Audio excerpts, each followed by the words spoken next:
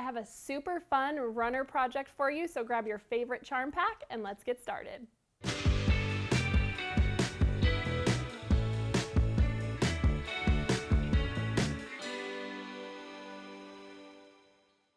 So while I was cleaning my sewing room at home the other day, I found some old step outs from a triple play we did on the double square star block. And all of a sudden, I saw them with new eyes and realized that it's essentially a half square triangle. And you can do all kinds of fun things with the layout. And so I just designed a simple runner we're calling the double square star runner 2.0 because Natalie did a version in that triple play, and I can't wait to show you how to make this. So like I said, you're going to need one package of 5-inch squares, and I use these beautiful Tranquil Batiks by Kathy Engel for Island Batik. Then you're going to need a 1/2 yard of background fabric, and then for your backing you need 1 1/4 yards.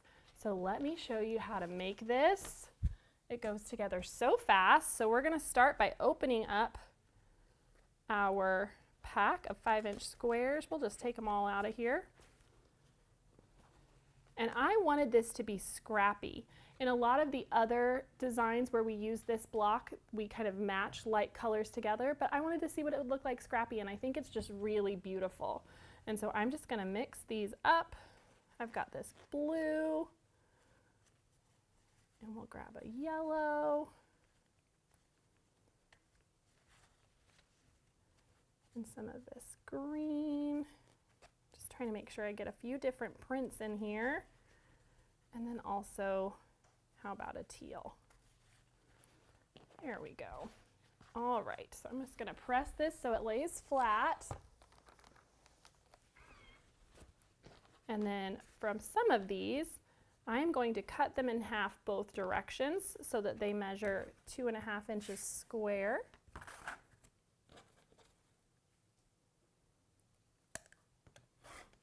One and two, and then we can just stack these up. So you're also going to need some background pieces that are cut at 2.5 by 5 and 2.5 by 7. So I have those ready to go.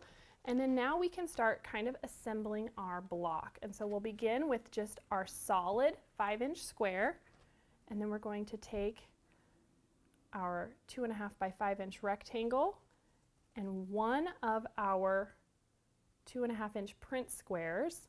We're going to snowball this, and I want to make sure that the line is going the right way.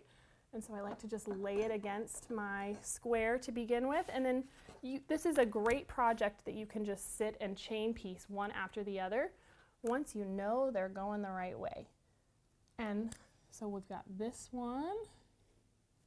It's going to go just like so. And then on the other side, we're going to use our 2.5 by 7-inch piece. And we've got this little color here. And same thing, we want to go corner to corner and draw that line. And we're going to stitch right on the line. There we go. And so one way to know that you can get it right is these are going to be going in opposite directions. So as long as you make them going opposite directions, it'll all work out in the end. And so let's go ahead and take these to the machine, and we can sew right on those lines that we drew. Make sure that they're all lined up.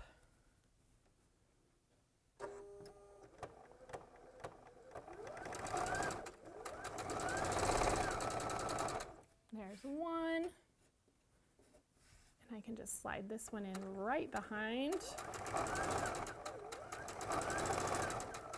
And when I was making the runner, that's what I did. I just kind of went back and forth between the two sizes and just continued to chain piece for the total amount that I needed for this project, and it makes it go really fast. And so now we can cut these apart and trim off our excess. There's that one. And this little guy. And then now let's go ahead and press these. So we'll just roll back that snowball that we added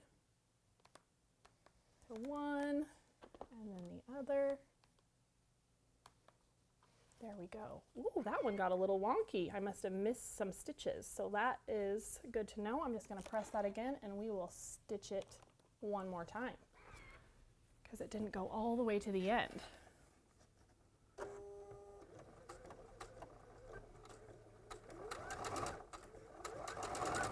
There we go. That should be much better. All right, and now we can press that back. Much better.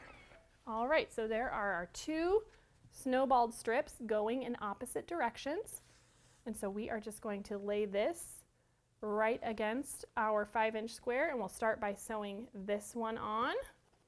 So let's go ahead and do that. I just thought the colors in this collection of batiks was so pretty. So a few stitches there to anchor it, line it back up and zoom all the way down. And then I'll roll this back.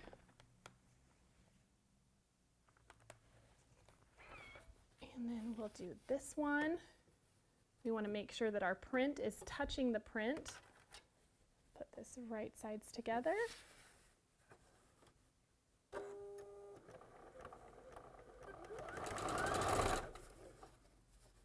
Again, take a few anchoring stitches, line it up, and then zoom all the way down.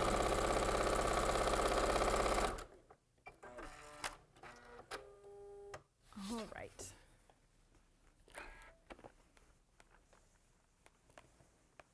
Give that a press, make sure it's going to lay nice and flat for us. And there is our block. It is that simple. So in the original quilt that Jenny taught, you're going to put 4 of these together to create the double square star. And the reason it's called that is because it looks like you've got one square turned this way and one square turned this way to give you this fun 8-pointed star look. And so in the runner, I started with that traditional block in the middle, and then I just built out just like a half square triangle and turned my pieces. So let's slide this over so you can see. And just rotated them in order to create this fun chevron effect that goes from the middle, which I just think is so fun. And as I started laying this out, there are so many possibilities because it's essentially just a half square triangle, but you get this fun extra shape because of that block. So I really encourage you guys to play with it. I think you'll really enjoy all of the layouts you can do. But for this runner that I made here, we have just 2 in a row, and then 1, 2, 3, 4, 5, 6, 7, 8 blocks across. And so it is really cute. It finishes out at 13 by 52, so it's a great size. And that doesn't use a whole charm pack, so if you wanted to make it bigger, you absolutely could. So I hope you enjoyed this tutorial. I can't wait to see the versions that you make, and I'll see you next time.